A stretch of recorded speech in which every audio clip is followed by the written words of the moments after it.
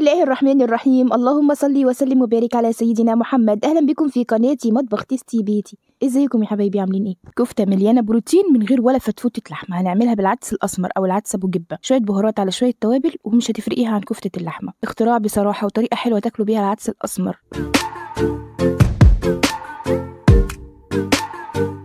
هاتي كوبايه عدس اسمر او العدس ابو جبه، ده تقريبا ربع كيلو. كل اللي هنعمله فيه ان احنا هنغسله. اغسليه بس كويس قوي، ما تنقعيهوش خالص. بعد ما غسلناه هحطه في حله وهحط عليه شويه ميه يا دوب نغطي بس العدس. ما تزوديش ميه، احنا مش عايزين نهريه، احنا عايزينه يا دوب بس يستوي. هرفعه على نار هاديه لحد ما يستوي ويشرب ميته. انا العدس بتاعي استوى اهو، بس لسه فيه شويه ميه. هنصفي الميه من عليه، ما تخليش فيه اي سوائل، وزي ما قلتلك ما تهريش العدس قوي في التسويه. اصفي الميه الزياده اللي عليه دي، وبعد كده هنزل فيه بالهاند بلندر، او ممكن تحطيه في الكبه وتضربيه. افرميه ناعمين خالص. لو فاتت منك واحده او حاجه سيبيها، بتدي حرفشه في الكفته كده زي كانها لحمه بالظبط. بعد ما فرمت العدس هنزل عليه ببصلايه متوسطه مفرومه، بيضايه واحده بس، نص معلقه ثوم مفروم، ومعلقتين كبار من البقسماط المطحون، البقسماط بتاع البانيه عادي. واحط بقى التوابل، شويه فلفل اسمر، رشه جوز الطيب صغيره، ربع معلقه كده من البهارات السبعه، معلقه بابريكا، والملح.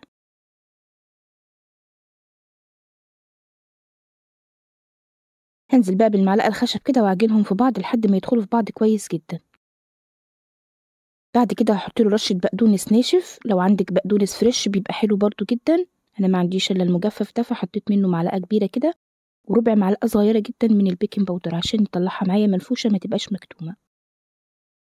هاتي معلقتين زيت بقى في طبق صغير وادهني ايدك، وبتبداي شكلي الكفته بتاعتك. شكليها زي ما انت عايزاها كور كده زي ما انا ما عملتها، عايزاها صوابع، عايزاها مبططه، اي شكل هيطلع معاكي زي الفل. العجينه مظبوطه كانها كفته بالظبط.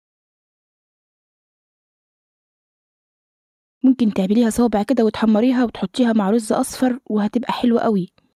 بعد ما خلصت تشكيل الكفته زي ما انت شايفه ما لزقتش في ايدي ولا طلعت في ايدي اي حاجه. دهني الزيت على ايدك هتشكلها معاكي كلها. هاخدها بعد كده على الطاسه واحمرها. حطي الزيت وسخنيه حلو، لازم الزيت يسخن معاكي.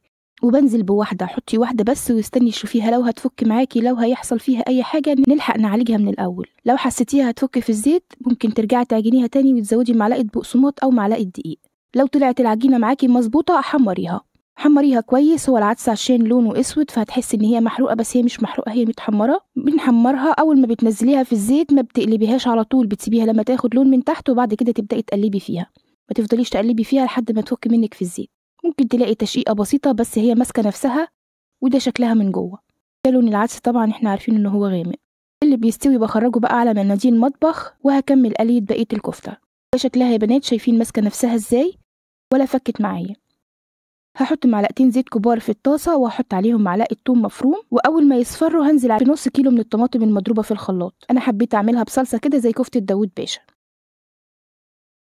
البهارات بتاعتها نص معلقه فلفل اسمر وشويه ملح، وخلاص على كده. بتسيبيها لما بتتسبك بننزل بالكفته. هحط معلقتين كبار من صلصه الطماطم عشان اللون بس، واول ما بننزل بالكفته بنطفي عليها على طول. ما تسيبهاش تغلي في الصلصه كتير لانها ممكن تفك منك في الصلصه، لان دي مش لحمه، ده عدس. بحطها اهو وبديها تقليبه واحده بالظبط، وبطفي عليها على طول يا دوب بس تتشرب بالصلصه، وبتطلع معاكي كفته كانها داوود باشا بالظبط. حلوه جدا يا بنات، وطعمها حلو ومختلفه. العدس الاسمر ملوش وصفات كتير نقدر نعمله بيها، يا دوب بناكله على الكشري، او في ناس بتعمله زي الفول المدمس، لكن الطريقه النهارده حلوه جدا وهتخلي الاطفال يحبوه ياكلوه. العدس مليان فوايد، ده تقريبا بروتين صافي ما فيهوش غير البروتين وشويه الياف. جرب الفكره دي هتعجبك جدا، ومصدر حلو برضو للبروتين. وده حبيبي كان الفيديو بتاعي النهارده، ودي طريقتي في عمل كفته العدس. اتمنى تجربيها وتكتبي لي رايك في الكومنتات، وما تنسينيش بقى باللايك والشير وسبسكرايب وتفعيل زر الجرس للقناه لو محتوى قناتي بيعجبكم. والسلام عليكم ورحمه الله وبركاته.